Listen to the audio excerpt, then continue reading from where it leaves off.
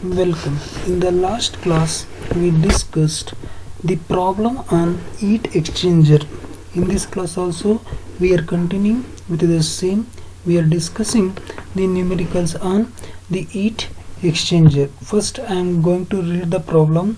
The given problem is 16.5 kg per second of the product, which is at 650 degrees Celsius, and the specific heat of 3.55 kilojoules per kg degrees Celsius in a chemical plant is used to heat another fluid which is at 100 degrees Celsius and having a mass of 20.5 kg per second and a specific heat of 4.22 kilojoules per kg degree Celsius. Means here the product which is having 650 degrees Celsius is used to heat another fluid which is at 100 degrees Celsius. That means the 650 degrees Celsius is the temperature of the hot inlet temperature of hot fluid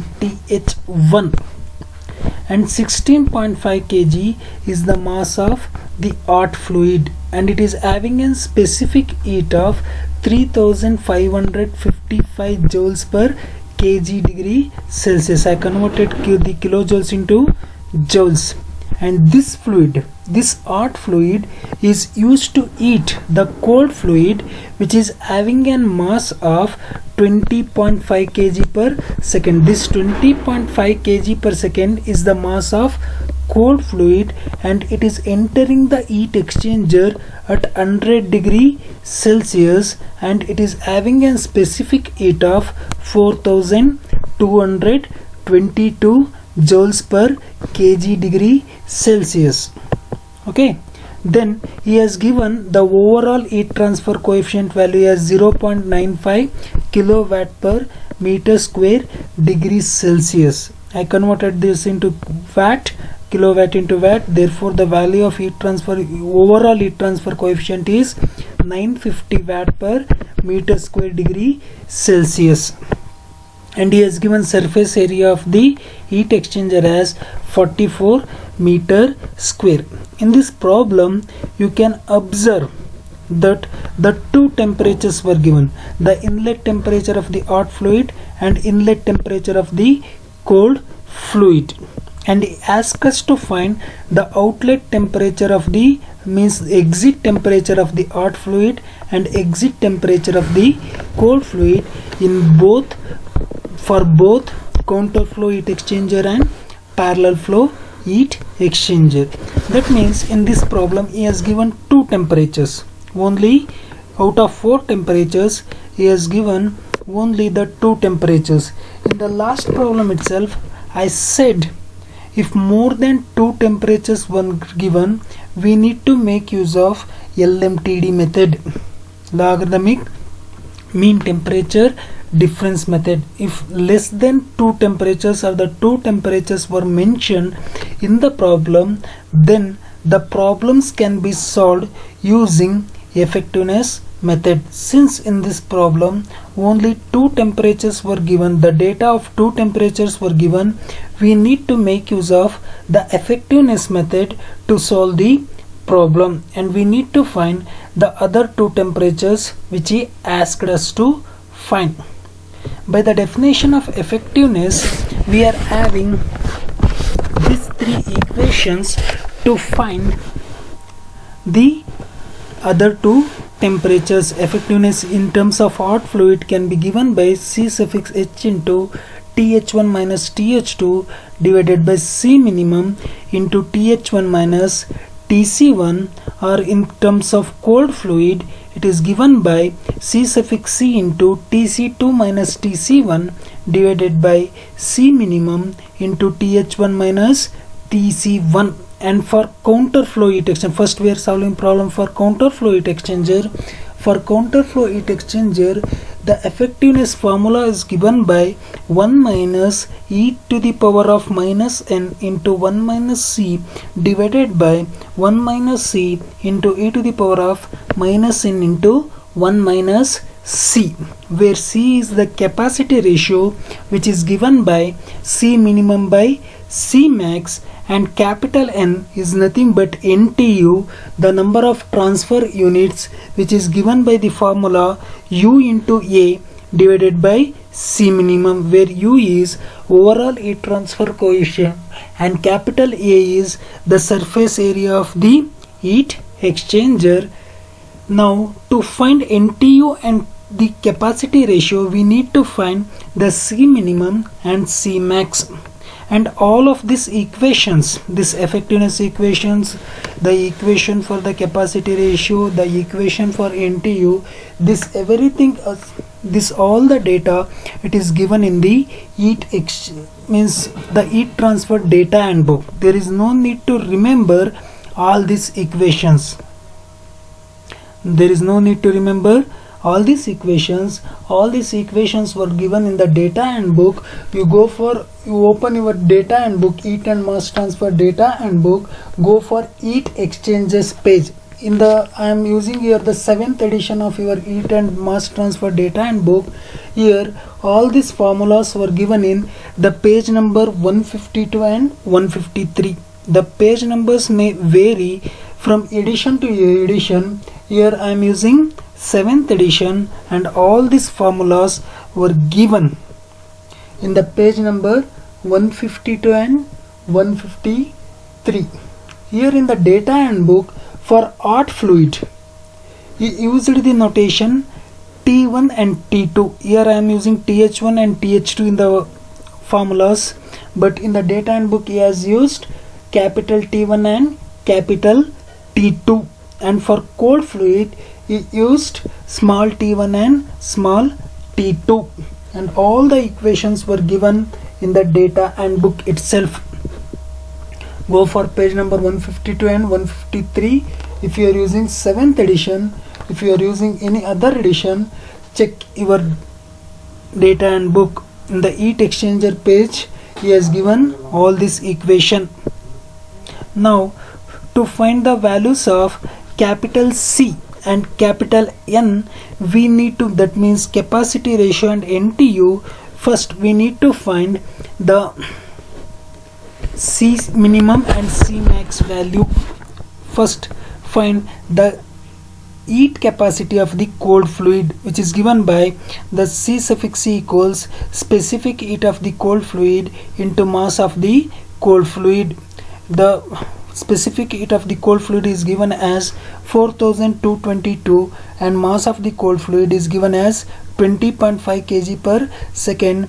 Multiplying these two terms, we will get the heat capacity of the cold fluid, which is which we get as 86,100 watt per Kelvin.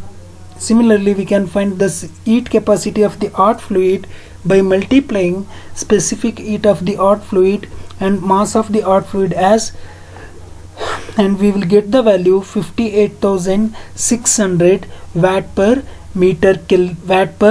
Kelvin.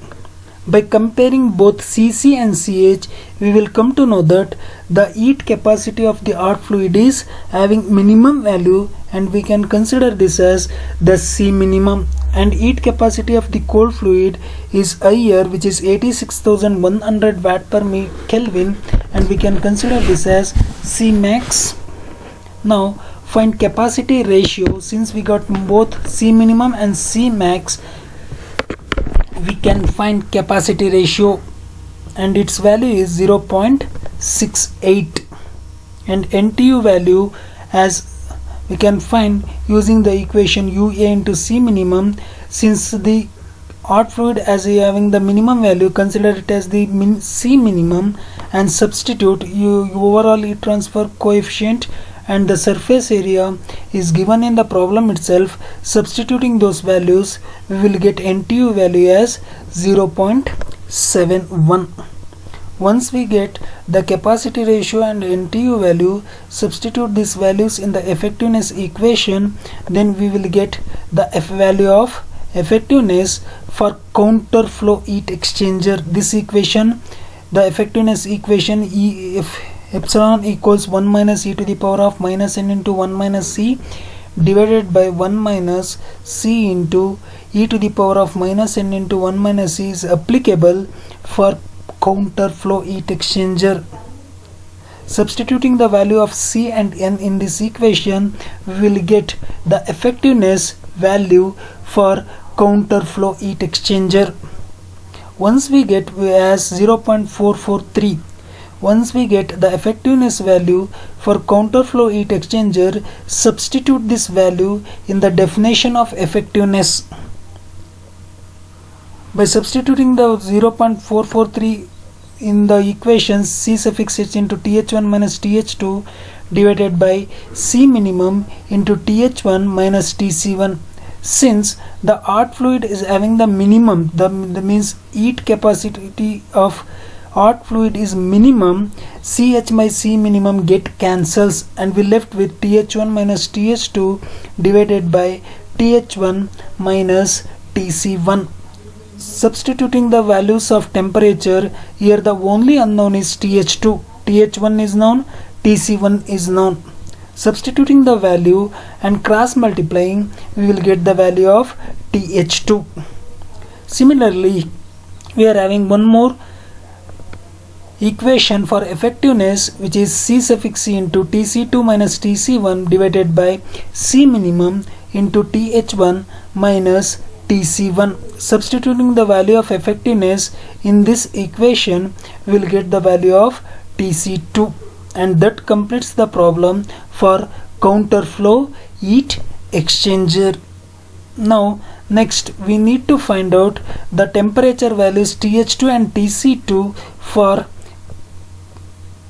parallel flow heat exchanger. First, substituting the value of capital N and capital C, find effectiveness for parallel flow heat exchanger, which we will get as 0.415. Here you can observe the effectiveness value for counterflow heat exchanger is 0.443 and for parallel flow heat exchanger it is 0.415. Effectiveness of counterflow heat exchanger is always higher than the parallel flow heat exchanger. Substituting this value in the equation of effectiveness, we can find the value of TC2 and TH2, and that completes your problem number 2. Next we will go for problem number 3. Calculate the following cases.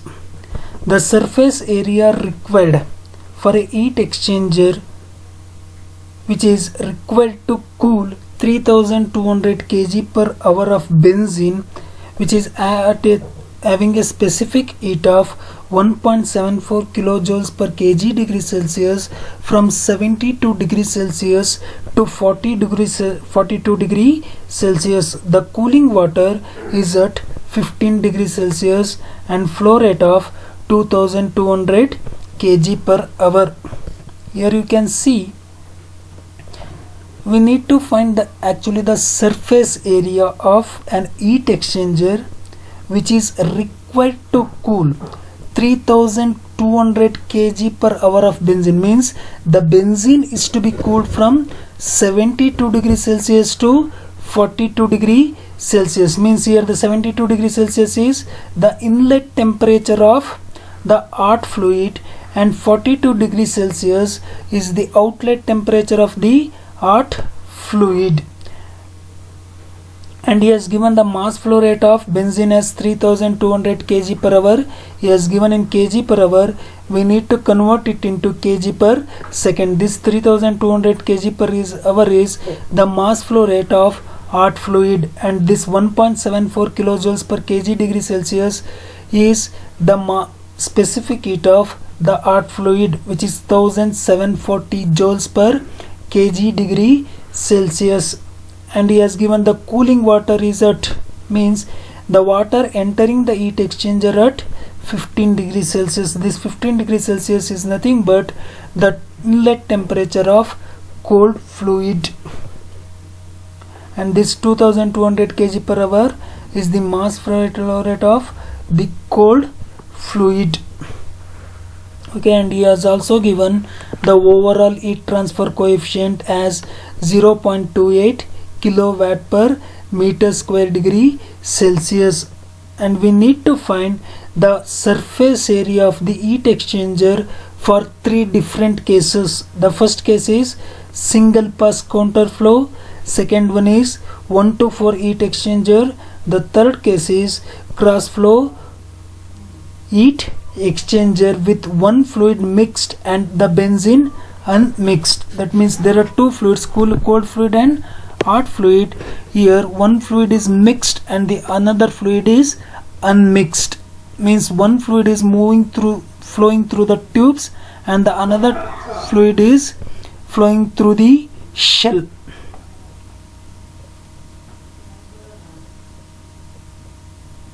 Okay, first, since in this problem he has given three temperatures: the inlet temperature of the hot fluid, outlet temperature of the hot fluid, and the inlet temperature of the cold fluid.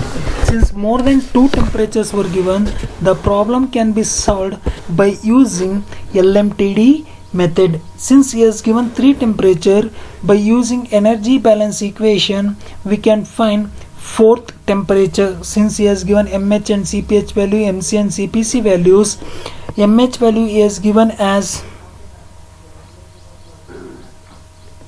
3200 kg per hour, but I converted this into kg per second as 0.889 kg per second, and he has given cph value as 1.74 kilojoules per kg degree Celsius.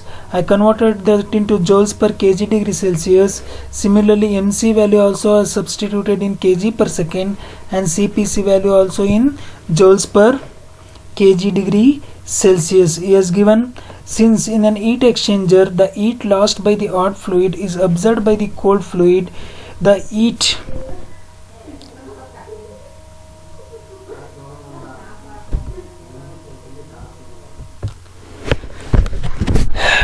lost by the hot fluid is given by the equation mH into cph into th1 minus th2, and heat gained by the cold fluid is given by mc into cpc into tc2 minus tc1.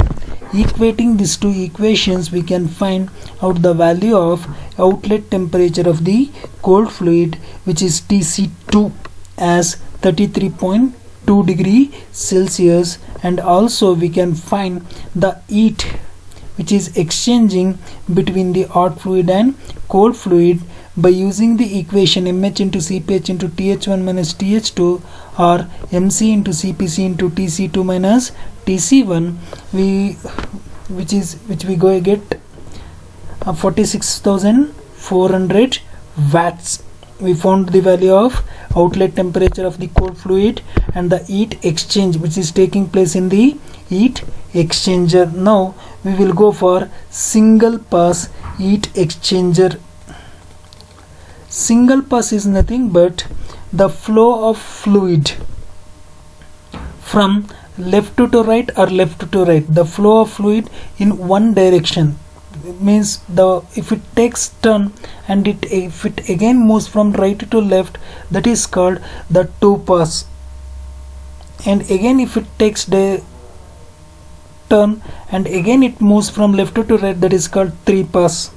It is a single pass, means the flow of fluid from either from left to right or from right to left, the one pass. And this LMTD equation which we found, Q is equals to UA into del LMTD, it is applicable only for single pass heat exchangers. Now we need to find the LMTD value theta 1 minus theta 2 divided by ln theta 1 by theta 2. For a counterflow heat exchanger, the theta 1 value is, that means the temperature difference on the left hand side of the heat exchanger, is given by Th1 minus Tc2, and theta 2 value for counterflow heat exchanger on the right hand side, theta 2 is nothing but the temperature difference. On the right hand side of the heat exchanger, for counter flow heat exchanger, it is given by TH2 minus TC1. This theta 1 and theta 2 values are different for counter flow heat exchanger and parallel flow heat exchanger. Don't get confused.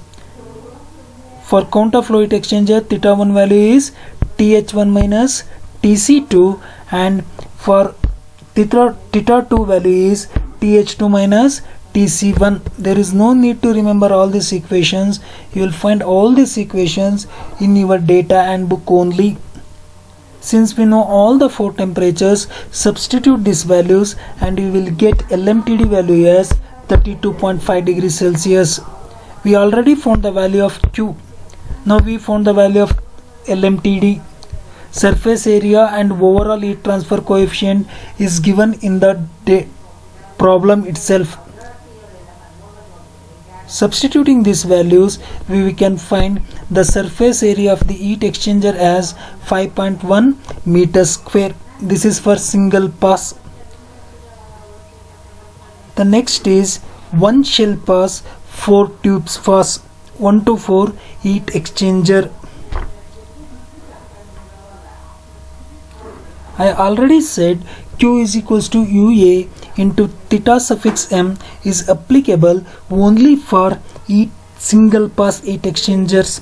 If it is a multi-pass heat exchanger, then we need to find the correction factor F using the data and book, using the graphs which are given in the data and book for multi-pass heat exchangers. If you go to your data and book, he has given some graphs for multi-pass heat exchanger. Since the problem is one shell pass, 4 tube pass, he has given 4 different graphs for one shell pass.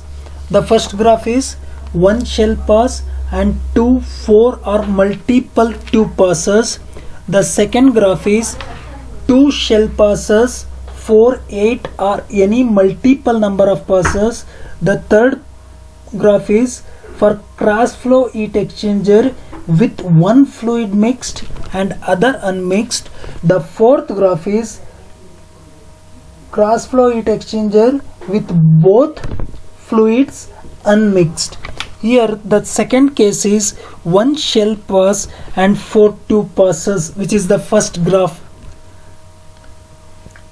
To take the value to find correction factor, we need to find out P and R values.